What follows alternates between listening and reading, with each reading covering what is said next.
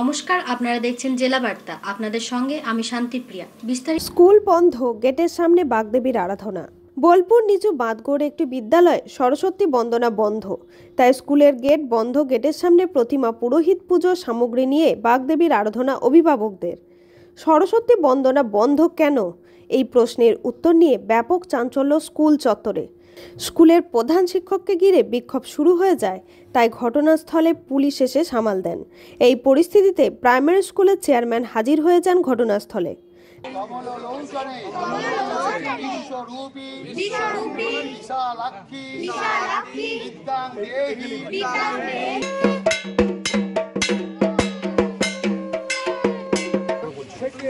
গাড়ি আছে চল দিকে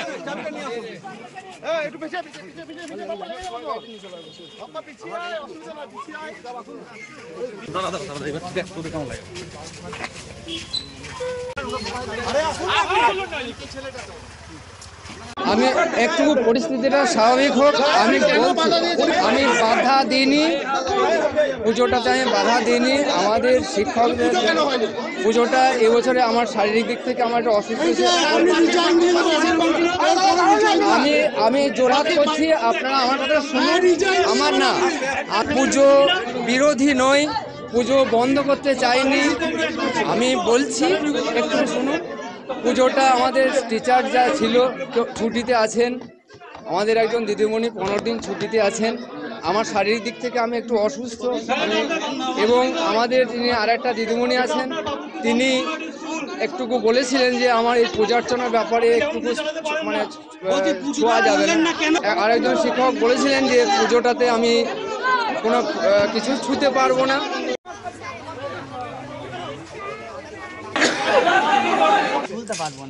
আমি নিচ্ছি।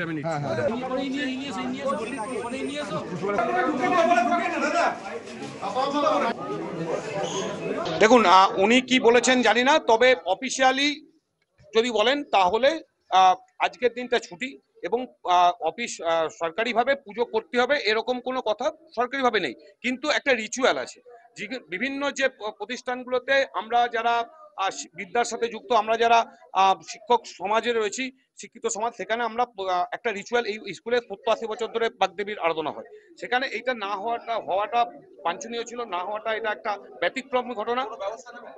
বললাম তো যে আমরা 10 তারিখের মধ্যে একটা ডাকছি, আমরা হিয়ারিং ডাকছি, এবং এখানকার গার্জেনরা যে অভিযোগ করেছেন আমাদেরকে, আমি এখানকার এসআই সংশ্লিষ্ট ওনাকেও বললাম, উনিও বাইরে রয়েছেন, আমরা ব্যবস্থা অবশ্যই নেব। এবং এর পুরো কাজী আমিরুল ইসলামের রিপোর্ট, ভয় টিভি, বোলপুর। ঔষধের দোকানে চুরি। সাত সকালে ওষুধের দোকানে ক্যাশ বাক্স থেকে টাকা চুরি। বোলপুর মহকুমা সন্নিকটে একটি ঔষধের দোকানে ক্যাশ বাক্স থেকে প্রায় 50,000 টাকা চুরি। যদিও এই চুরি সিসি ক্যামেরায় ধরা পড়েছে, কিন্তু এখনও বোঝা যাচ্ছে না কে চুরি করেছে। দোকানের মালিক জানান যে তার প্রায় 50,000 টাকা চুরি গেছে। সিসি ক্যামেরা থাকা সত্ত্বেও কিভাবে দোকানে চুরি হলো, দোকানের মালিক হতভম্ব। এই ঘটনায় চিন্তায় ভাঁজ পড়েছে দোকান মালিকের। ঘটনার পূর্ণ তদন্তের জন্য পুলিশ প্রশাসনের কাছে আবেদন।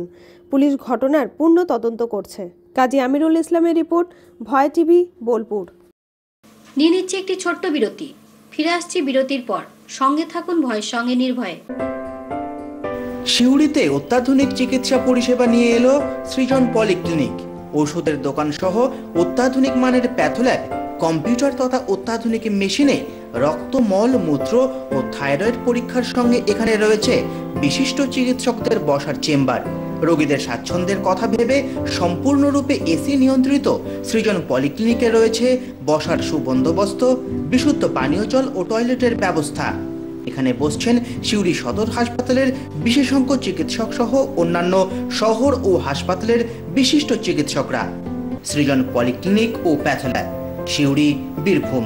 সিউড়ি সদর হাসপাতালের পাশে ফাঁড়ি ঘরের উল্টো দিকে। Mobile number 8373071019, 9474437713, 9434326822। ফিরে এলাম বিরতির পর। 300 বছরের স্থায়ী সরস্বতী মন্দিরের দেবী সরস্বতী পুজো হচ্ছে না বীরভূমের তাঁতিপাড়ায়। এ যেন এক অন্য ধরনের সরস্বতী পুজো।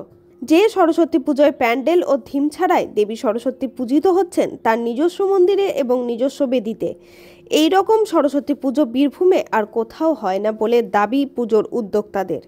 শুধুমাত্র সরস্বতী নয়, আজকের এই সরস্বতী পুজোর দিনে সরস্বতীর সাথে একই বেদিতে পূজিত হন দেবী লক্ষ্মী ও মা ভগবতী। তবে এই সরস্বতী পুজোর এবং সরস্বতী তলার মন্দিরের সূচনা করেছিলেন সেটা আজও অজানা উদ্যোক্তাদের। এমনই এক ভিন্ন ধরনের সরস্বতী পুজো হয়ে আসছে 300 বছর ধরে বীরভূমের চন্দ্রপুর থানার তাঁতিপাড়া চণ্ডীনগর পাড়ায়। বর্তমানে পাড়ার বাসিন্দারাই এই পুজোর দায়িত্ব কাঁধে তুলে নিয়েছেন। স্বভাবতই তাঁতিপাড়া চণ্ডীনগর পাড়ার সরস্বতী মন্দিরের সরস্বতী পুজো আজও তার নিজস্ব মহিমায় ভক্তি, শ্রদ্ধা ও নিষ্ঠার সাথে পূজিত হয়ে আসছে।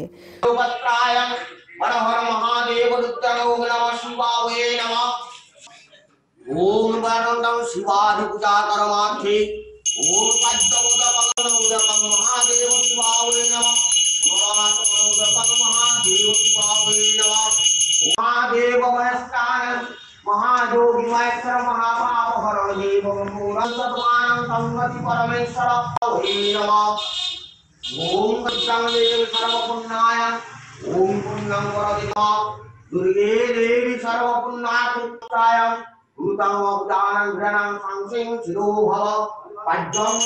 সোমনাথ দের রিপোর্ট, ভয় টিভি, তাঁতিপাড়া। আজকে জেলা বার্তা এই পর্যন্তই। নমস্কার।